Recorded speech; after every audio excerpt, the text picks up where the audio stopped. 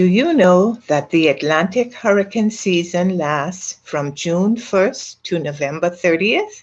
Since the Bahamas is situated in the Atlantic hurricane belt, all residents should be properly prepared throughout this season.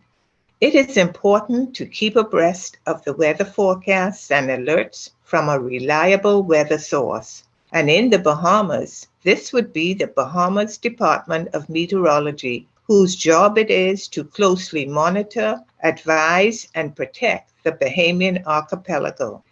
The National Oceanic and Atmospheric Administration forecasters predict near normal hurricane activity this year, with a range of 12 to 17 total named storms. 5 to 9 of these could become hurricanes with winds of 74 miles per hour or higher, and 1 to 4 major hurricanes of category 3, 4, or 5 with winds of 111 miles per hour or higher. Have you made your hurricane preparation? Be safe, Bahamas.